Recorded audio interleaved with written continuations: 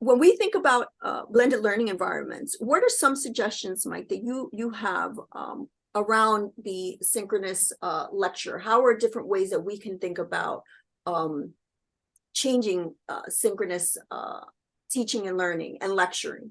Mm-hmm. Yeah, because I know a lot of faculty like to use the synchronous time for lecture, uh, me included. So I think I would come at it with, I would first be very empathetic to the fact that faculty like to use their synchronous time to lecture because, some people are great at lecturing, and watching them lecture, they feel like they're in their element and they're riffing and they're going in new directions and they enjoy it, and there's an energy in the room when people are good at lecturing. So, I have to be empathetic to that.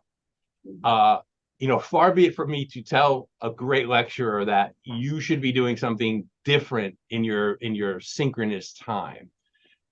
So I think the way I would pitch it, and I have pitched it this way, is I would take the I would take the approach of pitching it as a, let's see if we could double the ROI. Meaning, if we could get together and create some reusable lecture content that you could use from semester to semester, it's highly done, it's well made.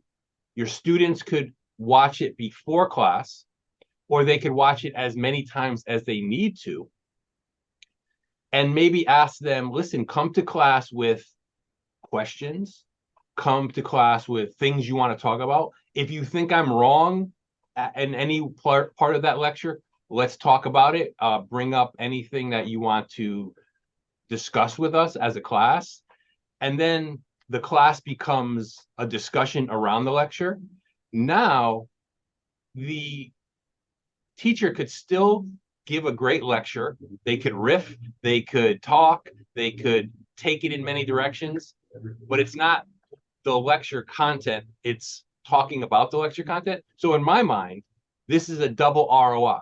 You're not only in the students not only have access to the content, you're now doing what you like to do synchronously, but it's in support of the content that we made, not the lecture itself.